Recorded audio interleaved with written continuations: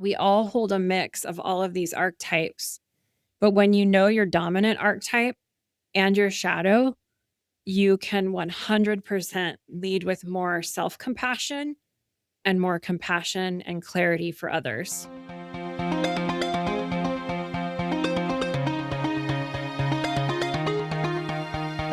Hey everyone, it's Amy Lynn Durham, and you're listening to Create Magic at Work. Create Magic at Work is on a mission to equip senior leaders with tools they need to be a true quantum leader and actually understand what that means. Improve employee engagement, retain top talent, and transform your workplace culture to have less drama and stress. So let's start making magic.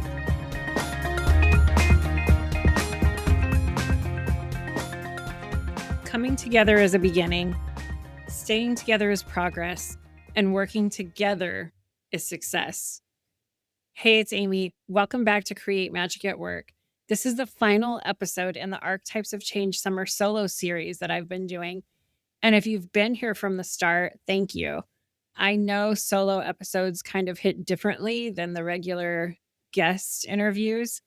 And this was new for me. Well, it wasn't like fully new for me. I've done some solo series way back in the day before. The podcast is almost 4 years old now. We celebrate our 4-year anniversary in September. But I felt like this needed space. I felt like this work needed space. And it just felt really good to do this summer solo series. And I hope that you have gotten so much out of it. If you're just tuning in, go back and listen. Each episode breaks down one of the 5 archetypes of change and talks about how it shows up in real workplace dynamics. So the archetypes of change, if you're new and just catching this final wrap-up episode, they are 5 different archetypes that help you understand your relationship to change, other people's relationship to change, and as well as how it pertains to time, past, present, or future. And today we're tying it all together. So what now? What do we do with everything we've learned?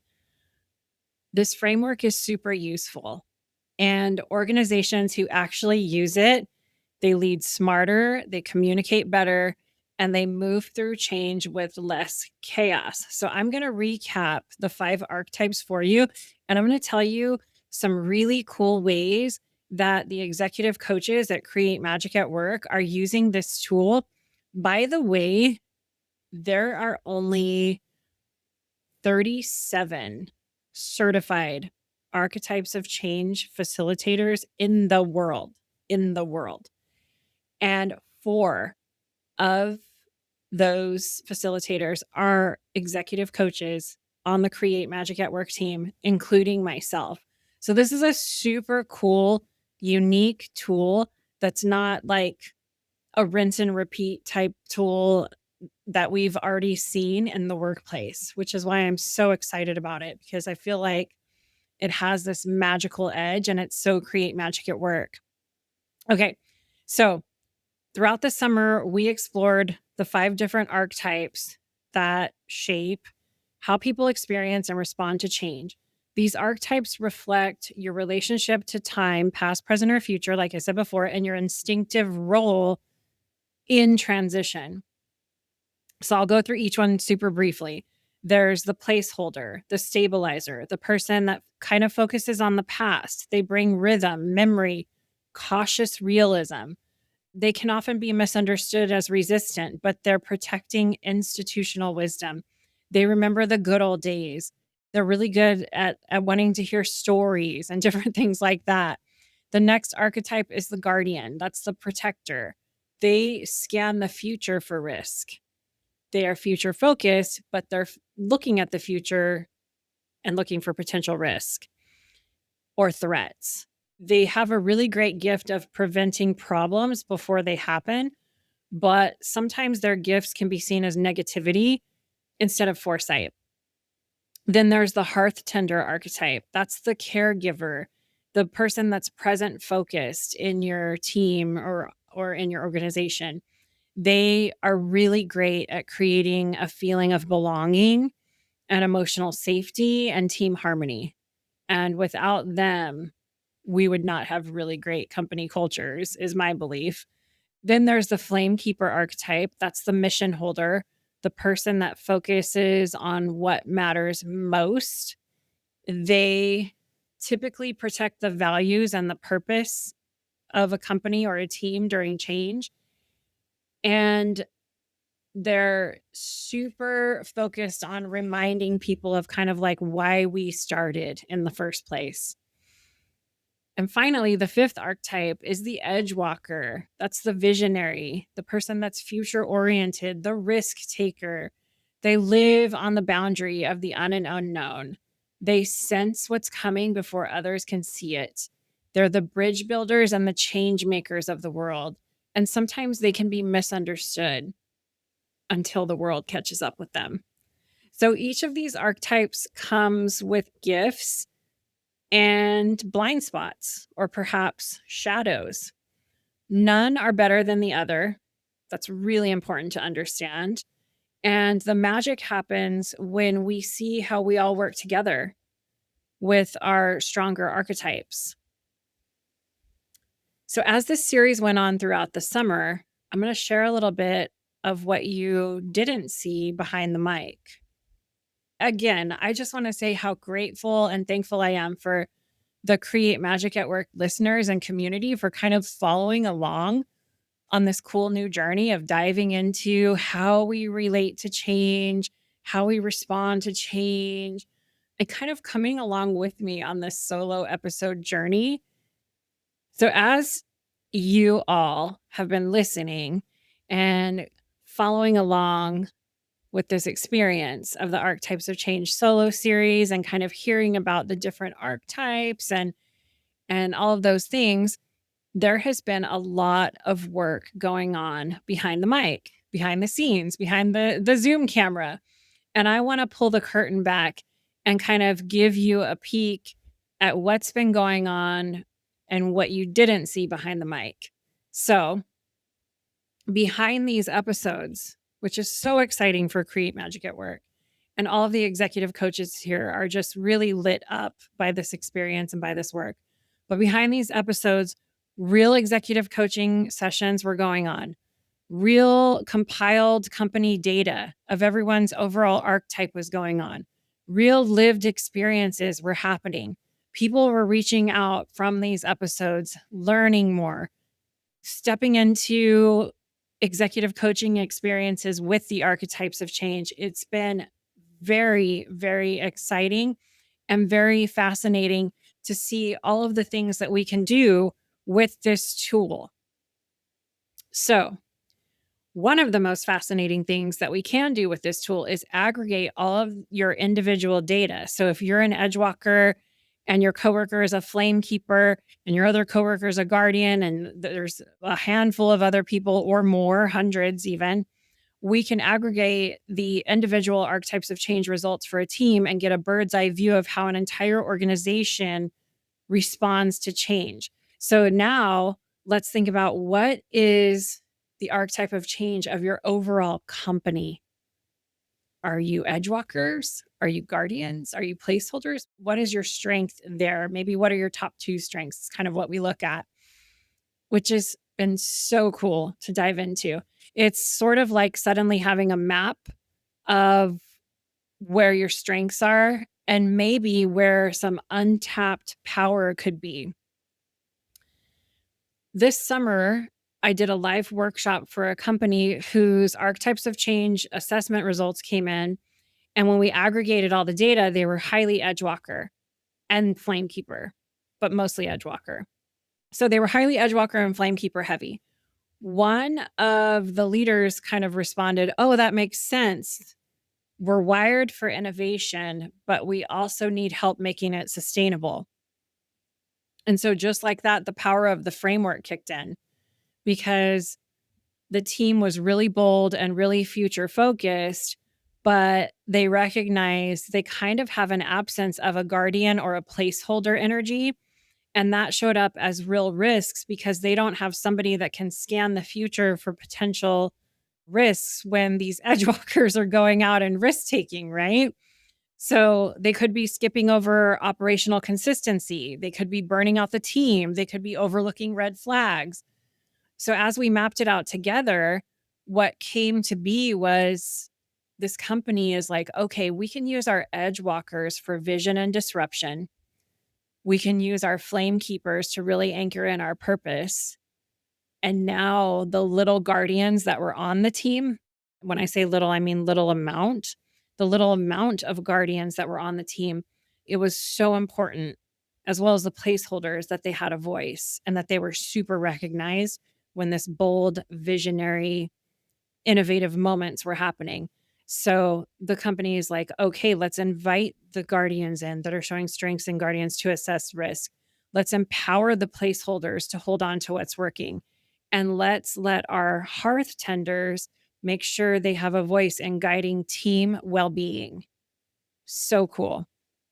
So this is what the whole series has been about. It's basically about individual leadership, understanding how you respond to change, but then also adding that team dynamic in and understanding how your team does as well, and understanding what your overall team or company looks like in regards to that.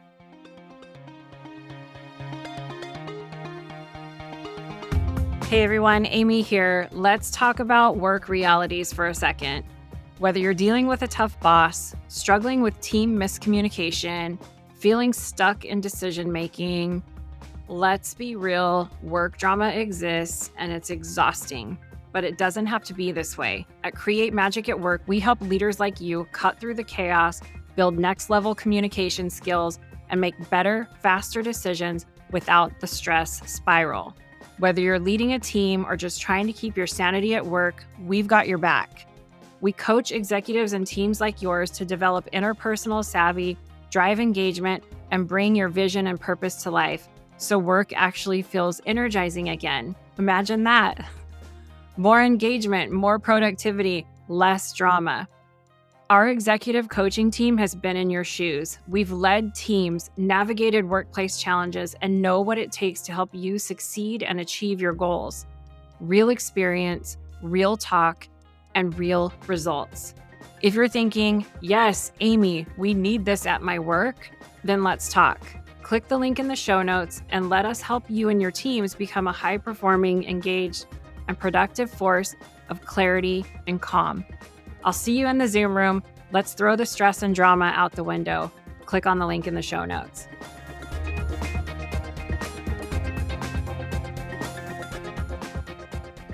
Lots of private executive coaching sessions have been going on during this time, with the archetypes of change as kind of a foundational conversation piece in that.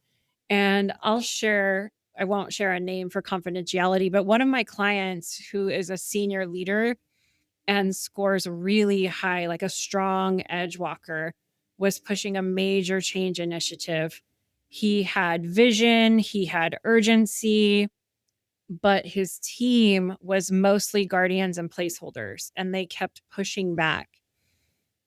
And early on, he was viewing it as resistance. He would say, they just don't get it.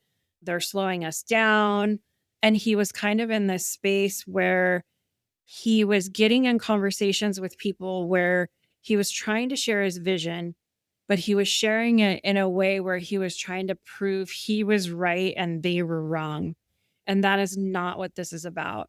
This is about sharing, especially with Edgewalkers, sharing your vision so other people like a guardian or a placeholder understand your vision so they're able to come along with you in the vision. So the minute he recognized that his team was mostly guardians and placeholders, he was able to communicate his vision in a way where he understood he was speaking to these archetypes and understood their value and where they were coming from. So he could speak to the fears of the guardian. He could speak to the shadow of the placeholder and calm their fears or their ego from a spiritual intelligence perspective and help them feel like they're a part of the vision. And so there wasn't this push-pull. So in private coaching, we worked through the archetypes of change, and he started naming what he was hearing from his team, not as defiance, but as pattern recognition, risk analysis, institutional memory. And so he did something so brilliant is he rewrote how he pitched the change. He shared his vision, but he added, hey, I know some of you are scanning for risk. What else do you see? That's like one example. And oh my gosh, his vision statement was so beautiful. I wish I could share it. But that one shift, inviting his team into the conversation with their own language, changed everything. And instead of him getting resistance, he got collaboration. And instead of people feeling burnt out or fear, he got momentum. So this is the kind of transformation that's possible when you use this framework for real. Create Magic at Work uses a lot of different tools and it's executive coaching. This is one, the archetypes of change. They all have this underlying theme of spiritual intelligence, where we help people tap into their inner wisdom and compassion, their higher self when they're operating in the workplace so they can have more enhanced decision making and more effective communication. So the archetypes of framework is just one of the many tools that we use, but they're all aligned in quantum leadership, in spiritual intelligence. This one is just a really cool part of our executive coaching toolkit. So what we do when we use the archetypes of change in executive coaching is we deploy the assessment across leadership teams. We do individual debriefs, private one-on-one executive coaching with individuals, and then we also do workshops and group results. We practice communication. We practice the different archetypes speaking to each other. We identify archetype imbalances that might create tension on your team or blind spots. And we coach teams through change, through live transitions, using this shared language.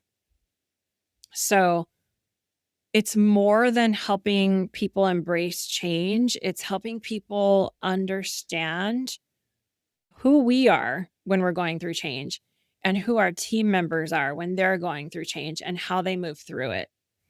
So if you have been listening and thinking, whoa, this is so cool, we could really use this in our company, or I could use this for myself, then this is your sign. Reach out. We are booking fall executive coaching cohorts right now. And I would love to chat with you about that. And so would my team. So let me give you some reflection from the series. And again, if you haven't heard the full series, I really encourage you to go back and binge the episodes prior to this because they're not long episodes. They're like quick bite-sized deep dives into each archetype. And they're really fun to listen to because you can be like, oh, I think so-and-so's a hearth tender. I think so-and-so's a guardian. Not from a negative judgmental place, but from a place like, oh, maybe that's what they're seeing. And when I speak with them now, I'm going to come to the table with a higher level of presence and understanding in my communication at work. So revisit what has come up for you this summer as you've listened to this series. Have you felt seen with one of these archetypes? Did you feel seen when we talked about the placeholder's caution, or did you kind of nod along with the guardian's risk scanning of the future? Did your heart break when we talked about how the hearth tender could be quietly burning out? Did the flame keeper's integrity light something within you? Or did the Edgewalker's language feel like home? We all hold a mix of all of these archetypes. But when you know your dominant archetype and your shadow, you can 100% lead with more self-compassion and more compassion and clarity for others. So, as we move into the end of summer, I invite you to share this series with your team. I invite you to take the archetypes of change assessment or bring it into your organization. I invite you to choose an archetype to kind of explore, especially one that's not your own. And I also invite you to create rituals where you are looking at the world through someone else's eyes, where you're talking about change out loud, and where you start to name what might be hidden. And that's where those blind spots and shadows help out with. So, from me to you, and to everyone who has been with me on this experience of this Archetypes of Change summer solo series, thank you so much. I took a risk. I am an Edgewalker. That's one of my stronger archetypes. So I took a risk in doing this Archetypes of Change summer solo series. And I really was passionate about the listeners getting a view of what we actually do here at Create Magic at Work behind the scenes as an executive coaching firm. And with one of these amazing tools that only a small percentage of executive coaches in the entire world use. So it was an experiment with me. I coach all the time on storytelling. So hopefully you heard me experimenting in solo storytelling and speaking from the soul and in trusting that these archetypes matter to more people out there than our current coaching clients that I know it really matters to. So if something shifted within you, let us know. And if your team or organization is walking the edge of a big change, definitely invite us in. We are here to support you and walk with you.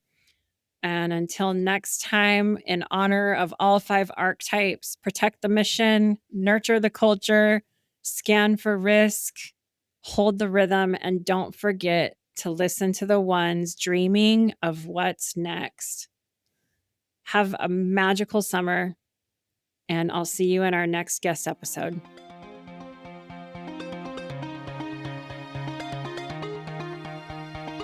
I want to thank each and every one of you for coming back every week to listen to a new episode of Create Magic at Work and really helping to support and advocate for healthy leaders, workplaces, and lives for all of us. If you want any information on how to connect with me, click on the link in the show notes. You'll get access to all of the social media links for Create Magic at Work. Stay following along for more amazing episodes where we help you improve productivity and profitability in the workplace and decrease stress. Sending magic to everyone, and see you next time.